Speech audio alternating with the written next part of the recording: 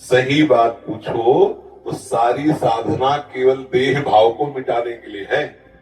देह भाव मिट्टी, जो भाव करो वही आनंद में डूबो, चाहे आत्मस्वरूप ब्रह्म भाव करो, चाहे भगवत भाव करके सखा सखी गोपी गोपा जो चाहो भाव कर लो, क्योंकि आत्मस्वरूप कैसा भाव करो जैसा। विचार करना, जैसे मानो एक सन्यासी है, वो आत्मस्वरूप को निर्गुण निर्विकार देख रहा है, अनुभव में आता है ना। एक भक्त है, उसे दास रूप में देख रहा है। दास शरीर थोड़ी होता है, दास स्वरूप भाव में उसने भावना की भेद बुद्धि करके, और तो उसे दास सेवक भाव अनुभव हो रहा है। जो जैसे भावना करता है आत्मस्वरूप, जैसे अभी हम देह भाव में हैं, तो हमें यही तो लग रहा है मैं यही, तो आत्मस्वरूप भावना हम देह भाव में कर लिए ना। अब इसे हटाइए, आप जो भाव कीजिए, अंतिम समय यदि मृग का चिंतन करते हैं तो आत्मस्वरूप मृग स्वरूप में प्रकाशित हो जाता है। भरत जी को देखो, अंतिम समय में स्त्री का चिंतन करते हैं तो पुरंजन अगला जन्म स्त्री का। आत्मस्वरूप कैसा भाव करो जैसा, कोई भाव न करो तो मुक्त हो गए। समझ गए ना, कोई भाव नहीं, मुक्त हो गए। अगर भाव कर रहे हो तो किस कोटि का कर रहे हो, जो कर रहे हो उसी का फल है। अपने लोग क्या भगवत भाव, अपने लोग क्या सखी भाव, अपने को सखा भाव, अपने को दास भाव, जो भाव करो सो वो आपको प्रभु ऐसे अनुभव, आत्मस्वरूप प्रभु है। और कोई भाव नहीं तो जीवन मुक्त हो। समझ में आ रहा है ना, आत्मस्वरूप कैसा भाव करो जैसा, और कोई भाव न करो तो इसे कहते हैं निराकार और निर्विकार चिदानंद में स्वरूप। बिल्कुल सब सिद्धांत सत्य है, पर अपने भाव को पहले शरीर भाव से हटाना होगा। जब तक शरीर भाव है तब तक विषय भाव है, कोई भगवत भाव नहीं, कोई ज्ञान भाव नहीं, कोई योग भाव नहीं। योग में भी चित्तवृत्ति का निरोध करके विषयों से हटाकर आप परमात्मा स्वरूप प्रभु में लगाया जाता है। ज्ञानी जन देह भाव का नाश करके अपने स्वरूप में स्थित हो जाते हैं। भक्त जन देह भाव का नाश कर भगवत स्वरूप में, जिसे आत्मा कहते हैं ज्ञानी जन, भक्त जन उसे भगवान कहते हैं, योगी जन उसे परमात्मा कहते हैं। तो वही एक तत्व, समझ रहे ना। ये देह भाव हटाना, तुम पुरुष न थे ना हो न रहोगे।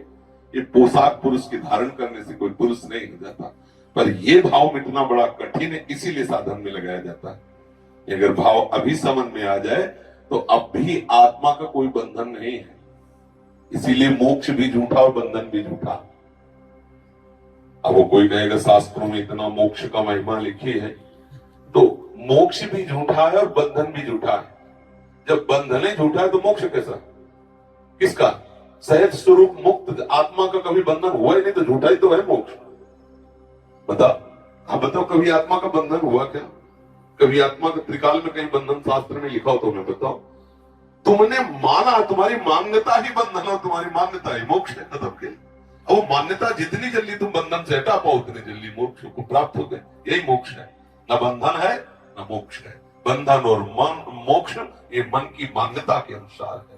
आप अपनी मान्यता को मन से हटाकर स्वरूप में स्थित कर सकते हैं। इसी के लिए बहुत से साधन बताए गए, ज्ञान मार्ग, कर्म योग मार्ग, भक्ति योग मार्ग। जिस मार्ग से चले, ये प्रपंच का जो है, ये वैराग्य भाव जब तक नहीं आएगा तब तक आंतरिक बातें समझ में नहीं आती। चाहे प्रवचन जितना कर ले, चाहे जितना सुन ले।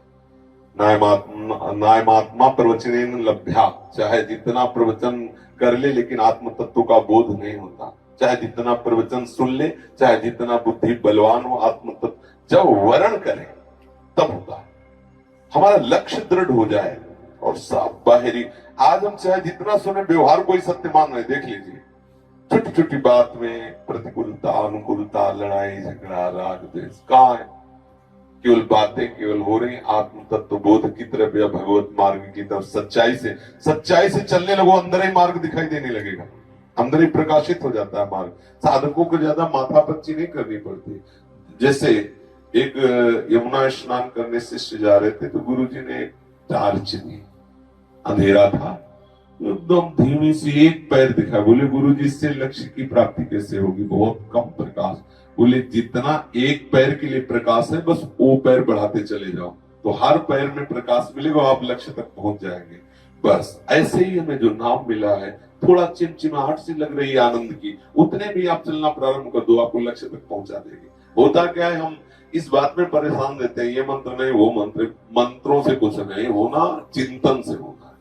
आप चिंतन सुधार लो, अभी ठीक हो, अभी आनंद आ जाएगा। कुछ न जपे, कुछ न जपे, कुछ न चाहे, जीवन मुक्त हो गए। ये जितना चाहे संन्यास मार्ग हो चाहे भक्ति मार्ग हो, ये जो नाना प्रकार के भागवतिक बातें हैं ये विषय चिंतन मिटाने के लिए है। एक स्थिति ऐसी आती है पूर्ण कृतकृत्यता का अनुभव होता है, वो जप वाला भी नहीं रहता। और संतों ने तो इतना कहा है कि आराध्य देव ही उसका जप करते हैं, वो तो पड़ा रहता है। आगे की स्थिति, काहो के बल भजन को काहो के आचार, व्यास भरोसे कुंवर के सुवत पाओ प्रसाद।